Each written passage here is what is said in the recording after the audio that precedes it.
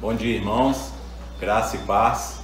É muito bom estarmos mais um domingo desfrutando da palavra do Senhor. Que o Senhor possa ganhar mais o nosso coração nesta manhã, né? Hoje nós vamos desfrutar de uma lição chamada Uma Igreja que Cultua, né? Porque Deus espera que o cultuemos. Então nós precisamos ser uma igreja que cultua ao Senhor. Vamos orar dando início à nossa escola bíblica? Amém. Senhor nosso Deus e nosso eterno Pai, Pai querido, em nome de Jesus, nós queremos te agradecer por mais esse dia, por essa noite maravilhosa, que o Senhor nos deu um sono de descanso. Senhor, muito obrigado por tudo que o Senhor tem feito por nós, Pai. Muito obrigado também por aquilo que o Senhor tem deixado nós passarmos, pelas dificuldades, porque sabemos que é no sofrimento que nós crescemos, Deus. Muito obrigado por tudo. O Senhor é o Deus eterno e todo-poderoso. O Senhor é o Deus que age na nossa vida, age na vida das pessoas. Nós temos a confiança no Senhor. Nesta manhã que só possa realmente abrir a nossa mente para aprendermos a Tua Palavra e extrairmos a vida de Deus que tem na Tua Palavra, Pai. Em nome de Jesus é o que nós te pedimos e já te agradecemos. Vamos louvar ao Senhor, amém? Amém. Bom dia, a graça e a paz do nosso Senhor e Salvador Jesus Cristo. Quero te convidar nessa manhã para você louvar a Deus com todo o seu coração, com todo o seu entendimento, com toda a sua força, porque Ele vive. E porque Ele vive, nós podemos crer no amanhã. Porque Ele vive, e porque Ele vive, eu e você podemos ser moldados pelo Senhor como um vaso nas mãos do oleiro. Então vamos louvar isso nesta manhã, em nome de Jesus.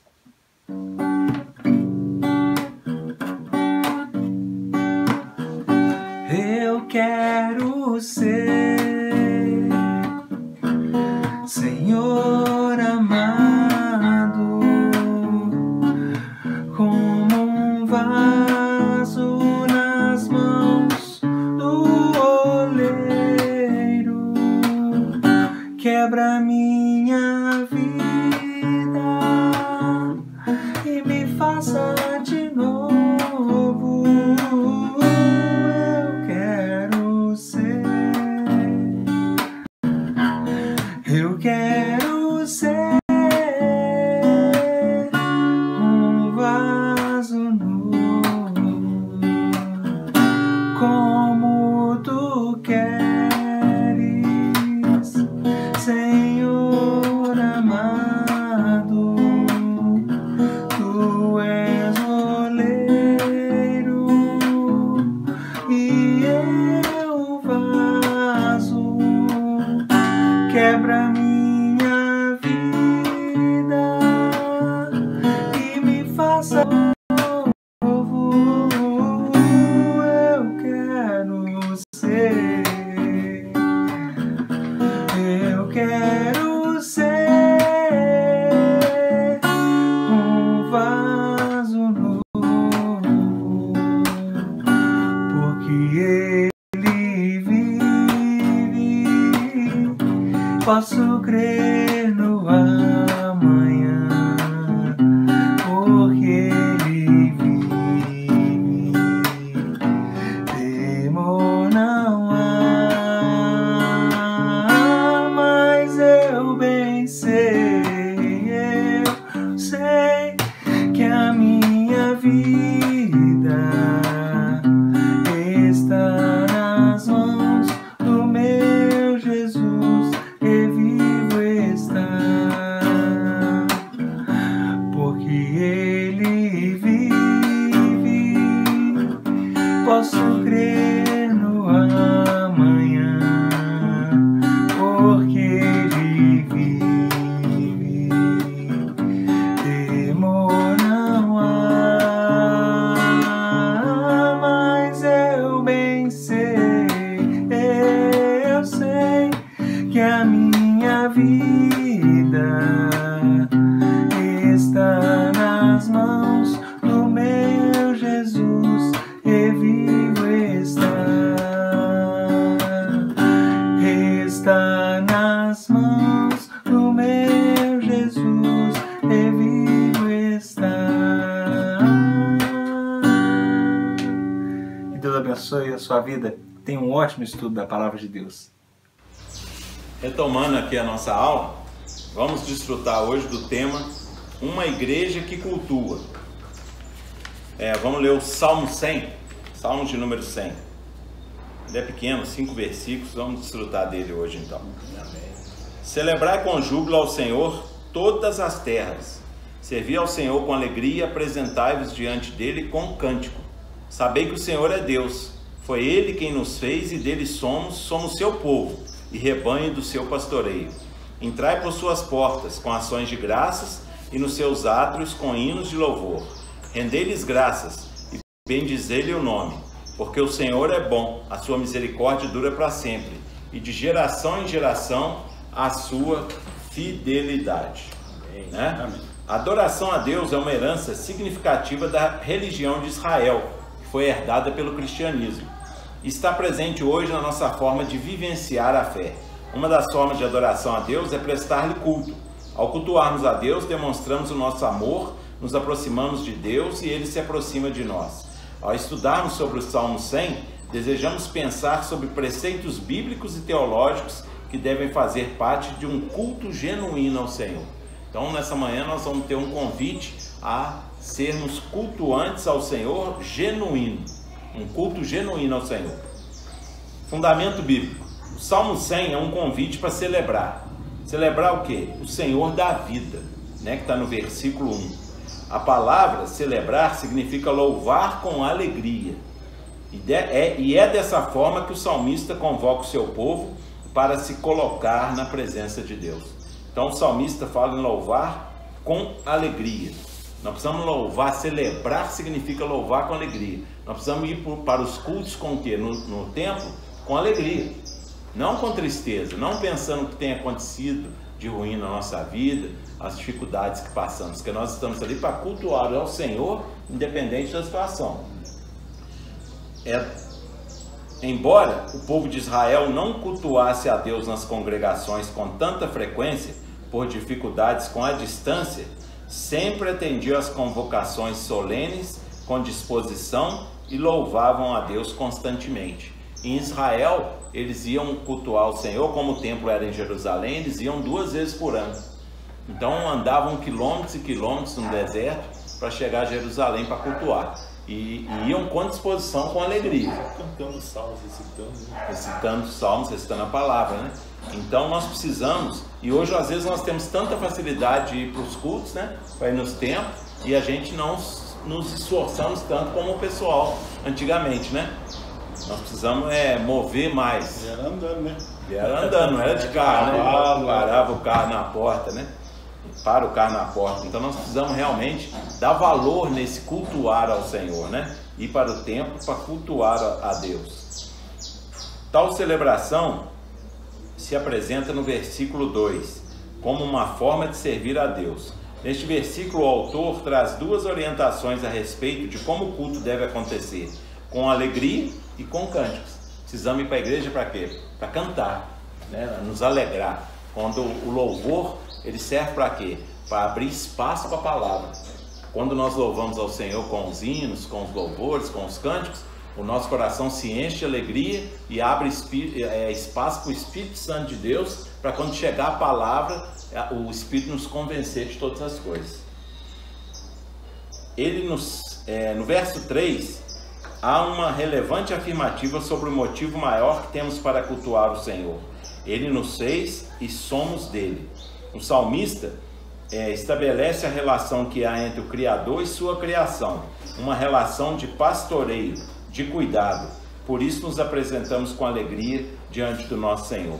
Ele nos ama e cuida de nós. Por que nós precisamos ir com alegria para o culto? Né? Às vezes a nossa forma, a nossa expressão corporal mostra que não estamos alegres no culto. E nós deveríamos estar alegres. Por quê? Porque nós estamos ali para cultuar ao Senhor. E o Senhor, Ele é Deus na nossa vida, independente da situação que nós estamos vivendo. Então nós precisamos estar cheios de alegria na hora de cultuar o Senhor, né? Precisamos levar a alegria do Senhor no nosso rosto. Muitas vezes, assim, a gente confunde muito o culto, né, da comunidade congregacional, só que o culto não inicia ali. O culto já é um estilo de vida nosso. Então aqui está falando o culto congregacional é com alegria, você tem que ir, né, alegre. Agora, quando a gente não faz o nosso culto antes, que é o momento de você, às vezes, né? Existem salmos, né? De lamento, salmo o que você estiver sentindo, é aquele negócio, você fecha a porta, né? Você cultua o relacionamento e ali você chora. Mas quando você vai se você faz isso, né? Diariamente no seu particular, você já tem todas as respostas. E quando você vai para o culto congregacional, você vai feliz, já alegre, porque o Senhor já te deu uma orientação, já te deu uma certeza, né? Te deu esperança, né? Agora, quando a gente não tem esse relacionamento durante a semana e chega só lá, vai ouvir a palavra de Deus, louvar a Deus a primeira vez na semana ali no culto, aí a coisa fica pesada, desesperado, pedindo, né? Aí como é que eu vou cultuar se eu vou querer ali ter um relacionamento com Deus, né? O versículo 4, assim como 2, apresenta maneiras de cultuar: gratidão, louvor, cânticos e ações de graça. E o versículo 5 apresenta a razão para agradecer. O Senhor é bom, é misericordioso, é fiel. Nós precisamos agradecer a Deus porque Ele é bom, misericordioso e fiel. Não porque Ele fez. Porque às vezes o Senhor não vai fazer. Às vezes nós vamos orar por uma coisa, vamos crer no nosso coração que aquilo é vontade do Senhor e Ele não vai fazer. Mas mesmo assim nós precisamos cultuar Ele com alegria. Né? Porque Ele é bom, é misericordioso e é fiel. Se o Senhor não fez, é porque não é da vontade dele. Ele já sabe que lá na frente vai causar alguma coisa. E ele vai te acalmar o coração, se você tiver um relacionamento, já vai te dar essa resposta. Já vai te dar essa resposta. Né? Você não vai ficar triste no culto porque você não recebeu algo, né? Não, você vai com alegria, porque você sabe, se eu não recebi, porque não era a vontade de Deus. Muda a página, a vida continua, né? O verso 5 é um estribilho, refrão que antes de ser incorporado aos textos dos salmistas, né? Salmo 100, 106, 107, 118 e o 136, já existia como um louvor cultico da comunidade que se reunia no templo. Isso também está em 1 Crônicas 16:34, 2 Crônicas 5:13 e Esdras 3:11. Saber quem é Deus certamente influencia no culto que oferecemos a Ele. Olha que seriedade. Se eu estou oferecendo um culto ruim ao Senhor, sem alegria, sem louvor, sem gratidão, quer dizer que eu não sei quem é Deus, Senhor, na minha vida. Não, a gente pode até pegar um exemplo, né? Um exemplo bem poupado. Você vai num show de um cantor. Se você não conhece, nunca ouviu falar, você chegar lá vai ter meio gato pingado, né? E você não vai achar que é bom. Sim. Mas se for uma pessoa que você conhece, que todo mundo conhece, vai estar lotado, você vai estar com o quê? Com alegria, né? Sim. E isso é para homem, né? E agora, quando a gente busca conhecer esse artista, por que a gente não busca conhecer o Senhor, né? Quem Ele é. Então, saber quem é Deus certamente influencia no culto que oferecemos a Ele. Se eu não tenho cultuado o Senhor da maneira correta, se eu chego às vezes para cultuar Ele no templo com tristeza, com pesar, né, com cara feia, é porque eu não tenho sabido quem é o Deus que eu tenho crido, né? Tal revelação, é uma palavra muito dura essa, né? Saber quem é Deus certamente influencia no culto que oferecemos a Ele. O Senhor tem misericórdia de nós, né? Tal revelação sobre seus atributos está intimamente ligada a uma relação de intimidade e de proximidade. É o que o Ogura falou, né? Se eu não cultuo o Senhor de segunda a sábado na minha casa, o culto no domingo vai ser terrível. O louvor vai estar ruim, a palavra vai estar ruim, os irmãos vão estar ruim, né? Não vai ser do jeito que eu queria, a igreja está ruim. A dúvida vai permanecer. A dúvida vai permanecer. Mas o problema é de quem? Dos irmãos? Do ministrante? Do louvor? Não, né? O problema está comigo. O salmista sabe quem é Deus, porque o conhece, isto é, prova de uma experiência com Ele. Conhece a história, os feitos milagrosos, os propósitos. Saber quem Deus é e o que Ele fez e faz nos impulsiona a dar a Ele um culto agradável, um culto que o glorifique. Então, se eu deixo de glorificar o Senhor com o culto, é porque eu não tenho sabido quem é o Deus na minha vida, né? Então, que o Senhor tenha misericórdia de nós, que nós possamos realmente oferecer culto ao Senhor para esse Deus maravilhoso, né? É um Deus maravilhoso, não é um Deus que eu busco Ele no socorro, Ele é um remédio, né? Porque eu estou com dor, eu busco a Deus. Não, Ele é Deus porque Ele é Deus, né? E eu preciso cultuar Ele porque Ele é Deus. Agora, se Ele faz e se não faz, aí a vontade dele é que vai prevalecer. A Bíblia fala que muitos são os desejos do coração do homem, Eu posso até desejar, mas o que prevalece é a vontade de Deus. Então, às vezes eu estou cheio de desejo, eu oro por aquele desejo. Aí o Senhor não me dá, eu fico frustrado. Aí eu vou cultuar o Senhor como? Amargurado, cabisbaixo. Então, que o Senhor possa mudar essa realidade do nosso coração, né? Que a gente possa cultuar ao Senhor com alegria, com júbilo, independente do que está acontecendo na minha vida. Tá lembrando aqui, né, de Caim e Abel, né? Quando foram oferecer ali, né, uma adoração a Deus, levou as primícias da criação e o outro da terra. Aí chegou lá, né, Deus aceitou de Abel e rejeitou de Caim. Rejeitou ele também. Né? Só que Deus é tão misericórdia, é aquele negócio, muitas vezes a gente não busca essa intimidade com Deus e para no meio do caminho. Mas Deus misericórdia, naquele momento, Deus falou com Caim. Né? Caim falou, olha, se você tivesse feito correto, com o coração certo, certamente eu vou aceitar. Quer dizer, deu a oportunidade de Caim, se Caim tivesse esse coração para relacionamento, para conhecer Deus, deixa eu corrigir aqui, certamente Deus falou que ele seria aceito. Mas não, aí ele preferiu romper o relacionamento, né? E deu no que deu. Deu no que deu. Amém. Amém. Vamos continuar, né? A nossa matéria de hoje, falando sobre uma igreja que cultua. Amém?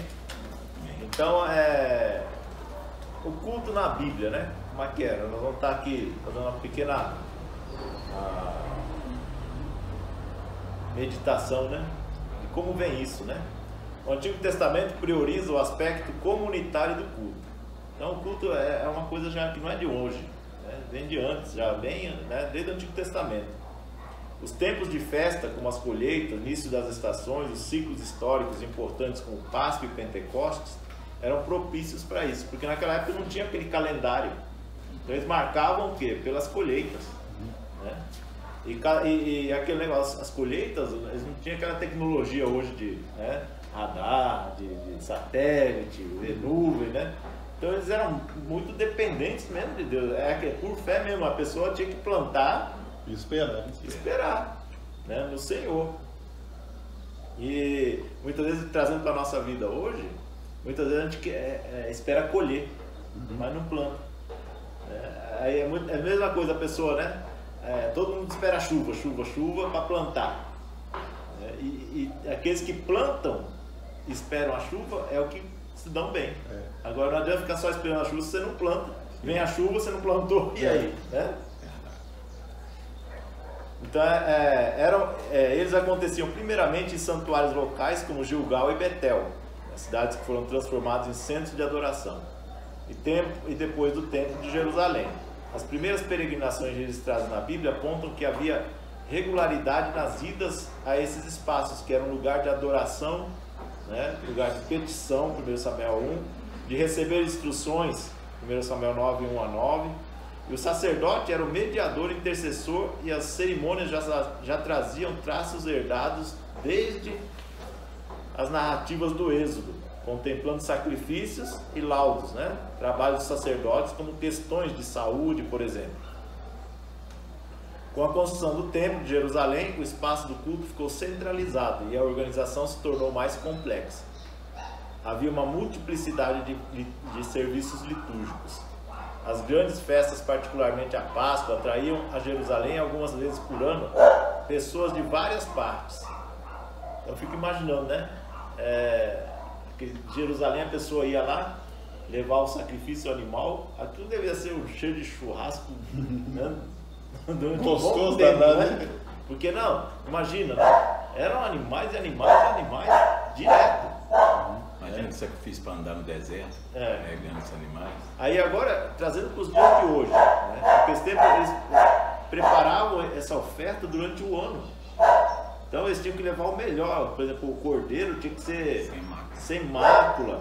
Imagina, isso aí o que é? Se nós trazemos para a nossa vida hoje, a nossa preparação para o culto. Não começa lá na igreja quando abre o prelúdio, né? Não, é antes já. Antes já que a pessoa tinha que escolher aquele animal. Olha o cuidado que ele tinha que ter. Imagina esse animal, se cuidar dele, quebrou a perna. faltando uma semana para ir, você descuida dele, o bichinho sai no meio do mato, quebra a perna, não serve mais. Então, tudo isso já tipificando, né, o que seria o princípio, né? Hoje a gente não precisa pegar um animal e levar, mas o princípio não mudou. Nós temos que ter esse cuidado de irmos ao culto já celebrando. Alegrei-me quando disseram, né, vamos à casa do Senhor. Amém? Salmos, aí tem o Salmo 100, o Salmo 117 como exemplo, nos fazem imaginar o momento do culto propriamente dito. Salmo 84, por exemplo, fala da expectativa da chegada ao santuário. Né? A expectativa, como é que a gente tem a expectativa de um culto, por exemplo, hoje em dia? O culto é 7 horas, vamos sair 10 para 7, dá tempo. Né? Aí você chega na igreja, já começou o prelúdio, tá? Daqui a pouco tem gente entrando, tem aquela andação. Naquele tempo não, né? A pessoa já chegava, né? Sentava, quietava, já se alegrava na presença de Deus, né? Muitos dos salmos individuais nos permitem ver como as queixas particulares encontram ressonância no coletivo. No Novo Testamento, a igreja primitiva enfrentou dificuldades diversas, entre elas a ocupação dos lugares oficiais do culto, e começou a cultuar nas casas. Por quê? Os locais, eles eram perseguidos, nos locais como a sinagoga, eles eram proibidos, né? Eles eram perseguidos, não deixavam. Então eles começaram a se reunir nas casas. E os cultos contavam com a ministração da palavra, que era o que? A doutrina dos apóstolos, né? A oração, o partir do pão, a Bíblia fala, né? Compartilhar, né? A oração, o partir do pão. E 1 Coríntios 11, principalmente, nos fala sobre isso, a comunhão, a vida comunitária, a ajuda solidária às pessoas necessitadas. Então fala que ninguém tinha falta de nada, porque eles compartilhavam tudo. Isso não está querendo dizer que você tem que dar tudo do seu, não, mas compartilhar. Né? Essas experiências nos demonstram as múltiplas dimensões que o culto tem na vida do povo de Deus, como espaço para adoração e louvor e orações e meditação da palavra e comunhão. Espaço para adoração e louvor, orações, meditação na palavra e comunhão. Tá? Então, nossa linguagem mudou. O jeito de encarar a vida e as dimensões geopolíticas do mundo são totalmente distintos da época do povo da Bíblia. Isso ninguém tem dúvida, né? Mas o princípio não muda, tá? Se formato, linguagem, tipos de instrumentos podem variar na cultura, de cultura para cultura, existem princípios que não devem mudar. A centralidade do culto, por exemplo. O tema central do culto tem que ser o quê? Deus. Se você for num culto e começar a ver que a pessoa está se exaltando, está falando que ele é o bambambam, que isso, que aquilo, desconfia. Opa, peraí. Sim. Né? O tema central é Deus. Né? E é por Ele e para Ele. E por isso todos os momentos do culto se dirigem ao Senhor. Adoração, confissão, louvor, edificação e dedicação. São manifestações de um caminho que aponta para uma comunhão mais íntima e completa com o Altíssimo.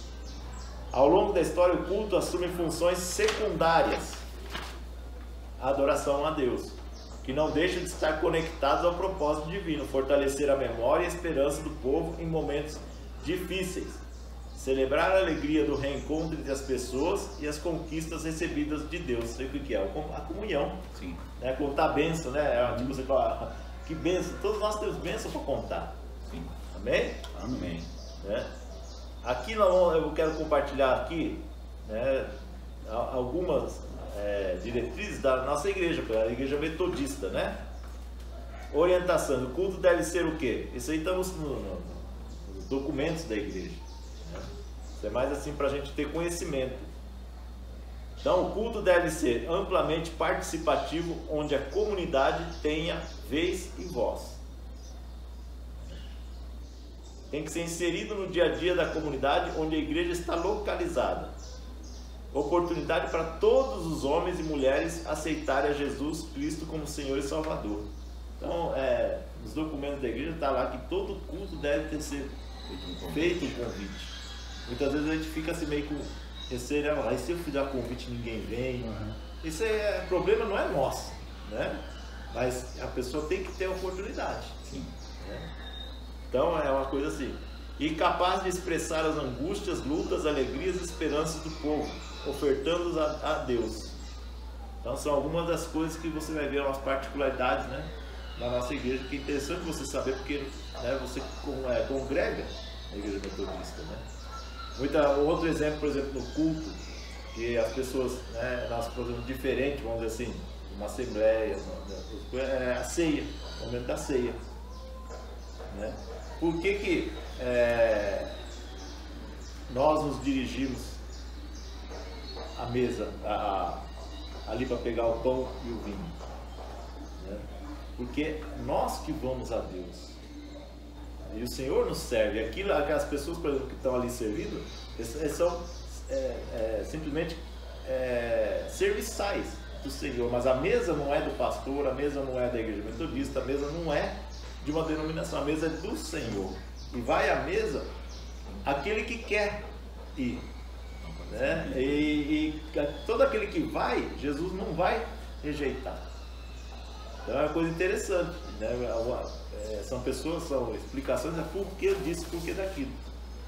Então isso faz parte, né, de toda a doutrina de cada igreja, né? E depois da doutrina começa a virar algo que é assim, culturalmente, né, praticado.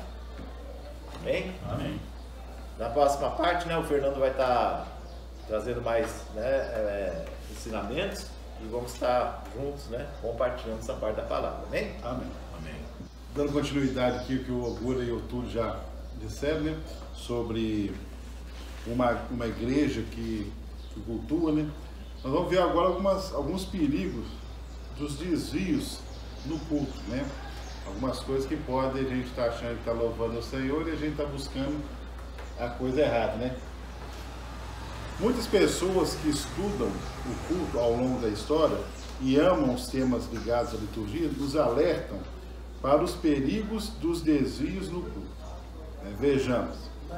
Centralizar a palavra ou adoração nas necessidades humanas e não na grandeza do Senhor, né?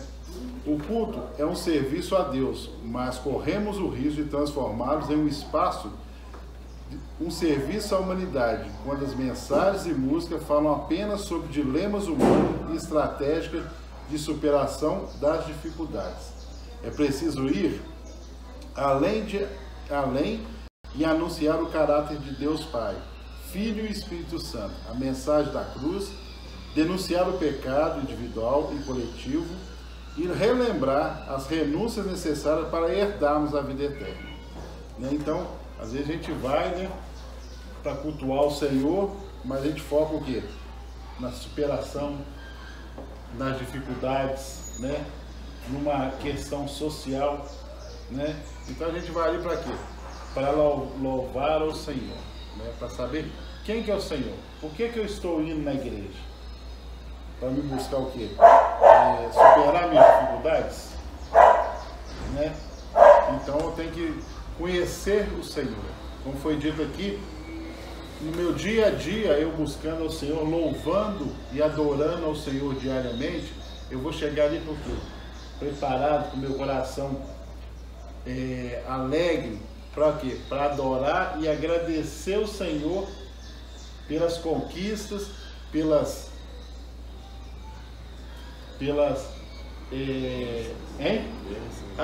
bênçãos, porque o Senhor é Deus, né? Independente do que aconteça, Ele é Deus, né? Tem até o hino, né? Se a porta abrir ou fechar, Ele é Deus. Se a doença vier ou não, Ele é Deus. Então, independente de qualquer coisa, nós estamos ali para quê? Para cultuar o Senhor. Priorizar formas e rituais ao invés de deixar o espaço de vida e ao mover do Espírito Santo. Se por vezes nos aprisionamos às velhas formas de culto que se esvaziaram de significado, outras vezes sucumbimos a formas de sucesso para deixar o culto quê? Mais atraente. Então a gente às vezes não fica preocupado em adorar o Senhor, nós queremos um culto quê?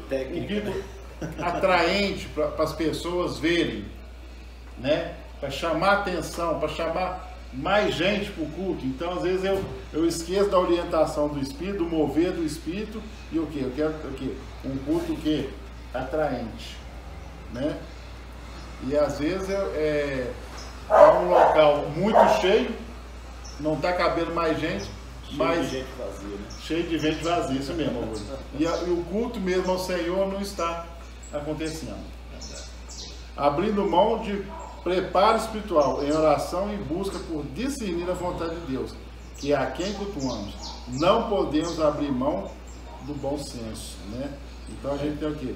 Tem que buscar, tem que preparar, né? Então, quando eu chego no culto, às vezes a gente pensa que é só o pregador, o louvor, é quem está ali no altar que tem que estar ali preparado, né? Não, nós também que estamos ali no banco, nós também temos que chegar o quê? Preparados para o quê?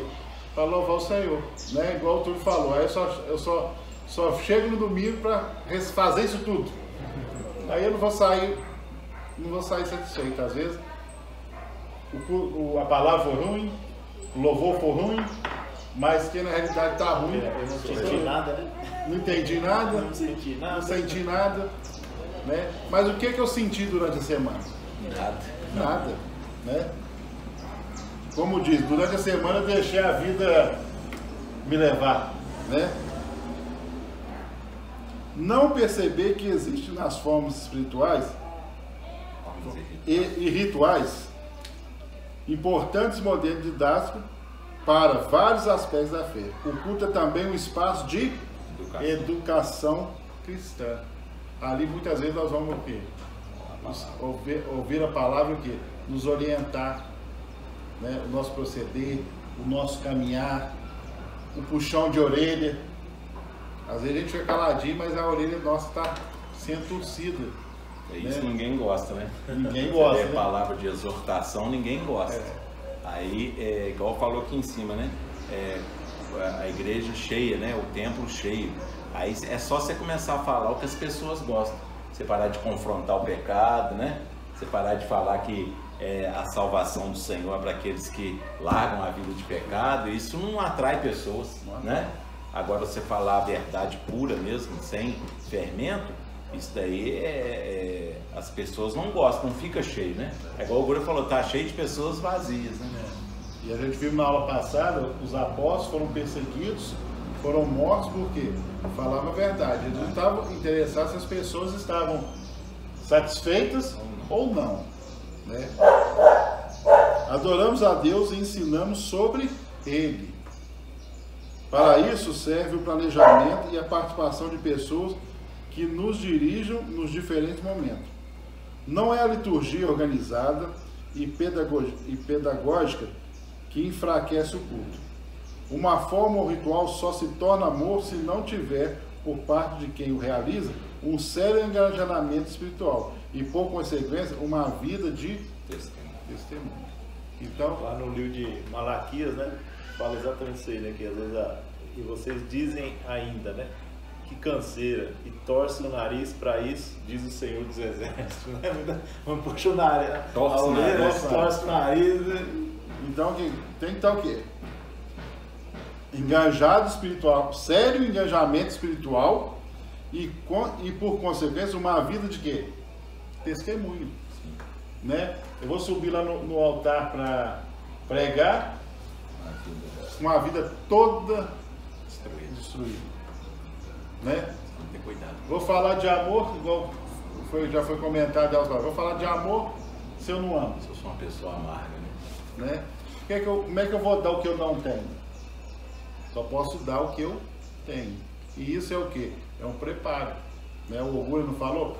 Pensa bem, você vai oferecer para o Senhor, quando ela não iam frequentemente nas celebrações, por causa da distância, né? Iam nas ocasiões de festa, de colheita, e às vezes preparavam um cordeiro o ano inteiro. E o que aconteceu? Você tinha que ter atenção redobrada para aquele cordeiro, porque qualquer coisa que acontecesse com ele, o que acontecia? Perdia a oferta. E nós também, hoje nós somos o quê? Nós somos a oferta viva. Sim, sacrifício vivo. Sacrifício vivo. Nós somos o coração quebrantado ao Senhor. Então, nós temos que chegar para cultuar o Senhor o quê? Com o nosso coração aqui, aberto, quebrantado, para louvar e engrandecer ao Senhor. Amém. Desvalorizar completamente o valor da tradição e seu aspecto identitário. A forma que cultuamos a Deus revela nossa identidade como igreja e a nossa teologia. Então, a forma que a gente cultua o Senhor vai falar muito mais, né? Vai ser o quê? O nosso testemunho, né? Cada momento do culto, adoração, confissão, louvor, edificação, dedicação, intercessão, bênção, reflete essa identidade. Por isso, não deve ser o quê? Desprezada. Então, cada momento do culto tem o quê? Tem a sua importância, né? Não é só a confissão, não é só o arrependimento, não é só o louvor, não é só a palavra, é um conjunto de ações que o quê? Que tem o seu devido importância e tem a sua necessidade. Amém? A flexibilidade do formato não pode levar à descaracterização da identidade doutrinária da igreja. Por exemplo, a busca exacerbada por bênçãos pessoais. Hoje nós não estamos indo na igreja para louvar e adorar o Senhor. Nós estamos buscando o quê? Satisfação da carne. Bênçãos o quê? Pessoais. Primeiro eu vou para realizar a minha bênção, meu desejo. Depois eu, se Deus me realizar, por isso nós vemos hoje, e a gente também tem que preocupar, que é aquele a Bíblia nos alerta que ele está em pé. Cuide para não cair, porque às vezes a gente vai em busca de só da bênção pessoal e às vezes ela não vai concretizar, você se desvia do caminho. E às vezes ela realiza, mas como você não foi buscar o Senhor, você só foi buscar aquela bênção, você, na hora que você recebeu aquela bênção, você fica... Vira as costas. É a mesma coisa que nós já comentamos aqui, né? Atingir o objetivo, vamos supor, você é doido para comprar um carro. O dia que você compra o carro, some da igreja. Sumiu o interesse, o entusiasmo, né? Agora, quando você busca o principal, que é o Senhor, você não vai se importar se você vai estar recebendo ou não. Porque a sua busca é o quê? É cultuar o Senhor. E Ele que é o primordial. Ele que é o seu galardão na sua vida, né? ênfase à questão financeira. Hoje a gente pode ver que instituições que pregam a prosperidade financeira estão sempre cheias. Se você não é próspero financeiramente, você não está em ordem com o Senhor. Está em vida de pecado. Né? Pensa bem.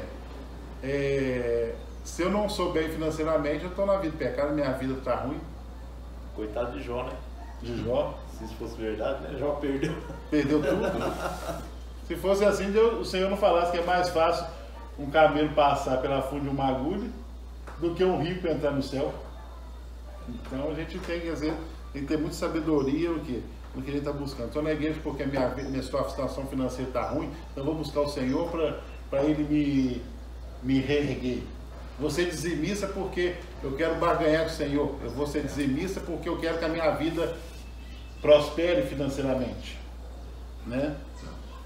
Vai totalmente em desacordo com a palavra. Com a palavra de Deus. Porque eu vou lá pedir, se Deus me der, eu devolvo para Ele. Não. A palavra é o contrário. Dai e dar-se-vos-á. Né? Buscar em primeiro lugar o reino de Deus e a sua justiça. Todas as outras coisas serão acrescentadas, né? Até tem um irmão, né? Não vou falar o nome dele, que eu não sei se ele vai gostar. Ele fala assim, parece que esse versículo inverteu. Primeiro você busca as outras coisas. E depois, aí o reino de Deus será acrescentado. Né? Então, a gente tem que buscar o Senhor independente de qualquer coisa. Porque o Senhor vê lá na frente. E a gente não vê nem um minuto na nossa frente. A gente não sabe o que vai acontecer. Né? Então, por isso nós temos que louvar e adorar o Senhor, cultuar o Senhor a todo momento. Né? O culto de adoração vai ser o quê? O nosso ato público, né? De adoração. E também com o exagero nas experiências de êxtase, né? A pessoa fica, se não ver pular, cair, não sei o que, o Senhor não está ali. Né? É aquele pessoal que fala, né, um culto racional. Né? Não sei se vocês chegaram a ver, não vou citar a igreja, esse negócio, mas tinha um culto onde o demônio era exorcizado, vamos dizer assim, com bola de futebol. Não sei se vocês chegaram a ver. Não. Dava um drible e o diabo caía. Graças a Deus, não. Você imagina só, olha o ponto que chega. Como é que Deus está vendo isso? Eu acho que até uma falta de respeito, né? Então, as coisas assim que é bem irracional, né? Estão fora da nossa identidade teológica e precisamos evitar que isso aconteça, pois só assim o culto seguirá ocupando sua função de nos conectar de modo pessoal e comunitário ao Deus que nos criou, ao Senhor que nos salvou e ao Espírito que nos move missionariamente, a quem nos reunimos para adorar. Se nós nos reunimos para adorar o Senhor, nós temos que estar o quê? Em comunhão com o Senhor. Concorda? Se eu vou no culto porque eu estou com um problema X e eu quero que o Senhor resolva o meu problema. O Túlio está com o problema Y. Eu quero que Deus resolva o problema Y. E o orgulho está com o problema Z. Então nós estamos no mesmo culto, mas não estamos em comunhão de adoração, porque eu estou ali para resolver o meu problema, cada um vem buscar o seu problema. E não para o quê? Em comunhão para quê? Para adorar ao Senhor. Né?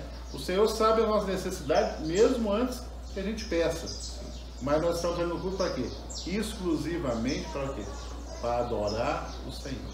Louvar e adorar o Senhor, que é o único dia. Né? Então, naquele momento ali, esqueça tudo que você quer, esqueça tudo que você precisa, porque o Senhor já sabe.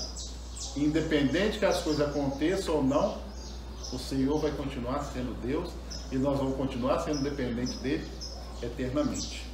Amém, irmão? Amém. Conclusão. O culto deve nos fazer voltar a Deus, a nós mesmos enquanto membros do corpo de Cristo, e ao nosso ser interior transformado. Como obter essa experiência? Atentando aos fundamentos, mas também nos abrindo a experiências novas, que cada tempo pode trazer. Afinal, é bom entrar no santuário e cantar ao Senhor um novo cântico. Ao movimento bom e agradável, e estarmos reunidos como irmãos e irmãs. Outra coisa muito importante, né, irmãos? É o seguinte: estarmos reunidos como irmãos e irmãs. Se nós somos o Senhor, foi falado aqui, amar ao próximo como a si mesmo. Se eu vou no culto e não armo o meu irmão, eu não estou cultuando o Senhor. Se eu estou dando meu dízimo e tenho alguma coisa contra o meu irmão, eu tenho que ir lá. O Senhor não fala, deixa a sua oferta aqui no altar e volte lá e reconcilie com seu irmão. Depois volte. Eu estou o quê? Cultuando ao Senhor. Amém, irmãos? E o culto é para Deus, mas certamente somos beneficiados e beneficiados por Ele. O que o culto proporciona às pessoas cristãs? Né? Então fica essa pergunta para a gente. Amém, irmãos? Amém. Vamos aos avisos? Hoje, 7 horas, nosso culto de louvor e adoração ao Senhor. Né? Nós não estamos podendo nos reunir na igreja, mas em espírito de oração, né? Estamos nos preparando a semana inteira para quê? 7 horas nós estamos aqui em comunhão com o Senhor, independente de estarmos no mesmo local ou não. O nosso culto de quarta-feira, culto de oração, às 7h30. Né? A Escola Kids, domingo, às 9 horas, com a Camila. E dos adultos, às 9h30 da manhã, com esse trio aqui, trio Parada Dura. E aos dias das ofertas, tá, meus irmãos? O culto está fechado. Quem tiver dificuldade de estar depositando na Caixa Econômica Federal ou fazendo depósito, pode estar ligando para mim ou para o Humberto, que a gente vai buscar. Tem o WhatsApp dos membros também da igreja. Se quiser colocar lá e deixar o telefone para a gente entrar em contato, a gente entra também. Tá bom, irmãos? Que todos tenham um bom domingo, fiquem com Jesus e se preparem para o culto de hoje à noite. Amém, irmãos? Amém. Graças a Deus.